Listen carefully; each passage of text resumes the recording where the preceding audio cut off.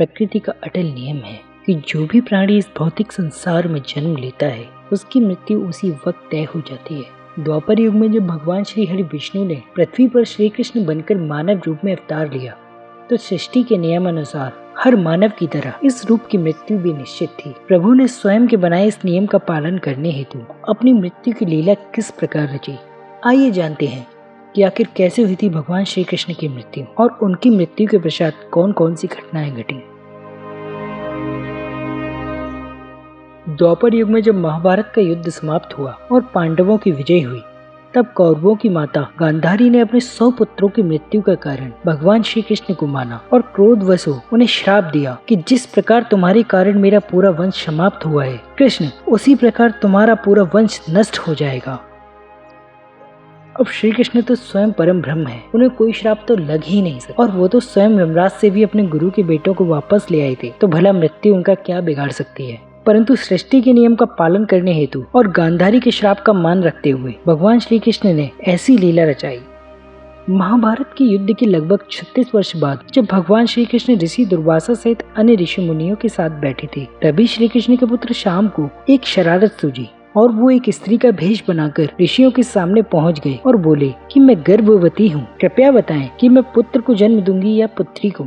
वहाँ मौजूद महाज्ञानी ऋषियों को ये जानते हुए देर न लगी कि ये एक शरारत है और उनमें से एक ऋषि ने क्रोधित हो शाम को श्राप दिया कि तुम एक लोहे के तीर को जन्म दोगे और ये तीर ही तुम्हारे संपूर्ण वंश का अंत करेगा। कुछ दिन बाद ऋषि का कथन सत्य हुआ और शाम को प्रसव पीड़ा हुई और सच में उन्होंने एक लोहे के तीर को जन्म दिया। इस सबसे अब शाम काफी डर गई थी क्योंकि ऋषियों के अनुसार इसी तीर के कारण उनके वंश का अंत होगा। इससे बचने के लिए उग्रसेन जी ने एक तरकीब लगाई और उस लोहे के तीर का चूर्ण बनवाकर उसे नदी में प्रवाहित कर दिया। किंतु इस घटना के बाद से ही उनके राज्य में अशुभ घटनाएं घटने लगी। श्री कृष्ण का सुदर्शन चक्र, उनका शंख और उनके भाई बलराम का हल अचानक से कहीं गायब हो गए। नगरी में अपराध धीरे धीरे बढ़ने लगे। ये सब संकेत कुछ अशुभ होने का संकेत दे रहे थे। श्री कृष्ण ने सभी को अपने पापों से मुक्ति पाने के लिए प्रवास नदी के किनारे तीर्थ यात्रा पर जाने को कहा। श्री कृष्ण की आज्ञा से सभी यदुवंशी यात्रा पर निकल पड़े, परंतु प्रवास नदी के तट पर भी कुछ यादव मदिरा पान कर नशे में धुत होकर एक दूसरे पर अपराधी होने का आरोप लगाने लगे और देखते ही देखते बहस युद्ध में बदल गई और सभी यदुवंशी आपस में ही लड़कर वहीं मारे गए। वहीं श्राप से बचने के लिए जो लोहे की तीर का चूर्ण बनाकर नदी में प्रभावित किया था वो चूर्ण एक मछली ने निगल लिया और मछली के पेट में वो चूर्ण धातु के रूप में परिवर्तित हो गया। उस मछली को जरा नाम के एक शिकारी ने पकड़ लिया। जब उसने मछली को चीरा तो मछली के पेट में वो धातु दिखाई पड़ा और उसने उस धातु से एक धारदार तीर बना लिया। अब आकाश में मौजूद सभी देवी देवताओं को इस बात का अनुमान हो गया था कि श्री हरि भगवान श्री कृष्ण अब अपनी लीला का समापन करने जा रहे हैं, इसलिए समस्त देवी देवतागण प्रभु की अद्भुत लीला का आनंद लेने लगे। भगवान श्री कृष्ण एक पेड़ पर लेटकर विश्राम कर रहे थे। अभी वहीं थोड़ी दूर से जरा नाम का वही शिकारी गुजर रहा था और उसे दूर पेड़ के पास से कुछ आहट सुनाई दी। शिकारी को लगा कि शायद उस पेड़ के पास हिरण है और उसने अपना तीर निकाला और उस पेड़ की ओर चला दिया। वो तीर सीधा पेड़ पर विश्राम कर रहे श्री कृष्ण के पैर में जा लगा। जब शिकारी ने पेड़ के पास आकर देखा कि उसका तीर किसी हिरण को नहीं बल्कि श्री कृष्ण को लगा है तो वह विलाप करने लगा और हाथ जोड़कर प्रभु से अपने अपराध के लिए क्षमा याचना करने लगा। श्री कृष्ण बोले, जरा उठो, यह सब तो मेरी लीला थी। त्रेता युग में मेरे राम अवतार के समय तुम सुग्रीव के भाई वाली थे और उस वक्त मैंने तुम्हें दूर से छिपकर तीर मारा था, इसलिए इस जन्म में तुम्हारे इस तीर से लगने से मैं मुक्त हो गया। तभी भगवान के शंख, चक्र, कमल पुष्प और गदा प्रकट हुए और भगवान उन्हें धारण कर अंतर ध्यान हो गए।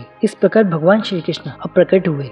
परंतु कुछ विद्वानों के अनुसार भगवान श्री कृष्ण की मृत्यु के बाद जब उनके पार्थिव शरीर का दाह संस्कार किया गया तो उनका पंचभूतों से बना शरीर तो अग्नि में विलीन हो गया, परंतु उनके शरीर का एक अंग अग्नि भी नहीं जला पाई। वो था भगवान का हृदय, जो कि जलती अग्नि में भी लगातार धड़क रहा था। अगली वीडियो में हम जानेंगे कि आखिर क्या हुआ भगवान के उस दिल का जिसे आज ब्रह्म पदार्थ के नाम से जाना जाता है और कहाँ है भगवान का वह दिल। वीडियो अच्छा लगा हो तो वीडियो को लाइक अवश्य करें और ऐसी ही वीडियो पाने के लिए आपके अपने इस चैनल को सब्सक्राइब जरूर कर लें। आपके कोई सुझाव हो तो आप कमेंट बॉक्स में लिखकर हमें बताएं और वीडियो को शेयर कर हमें अनुग्रहित करें। जय श्री कृष्णा, राधे राधे। प्रभु सभी पर अपनी कृपा दृष्टि हमेशा बनाए रखें। जय श्री कृष्ण।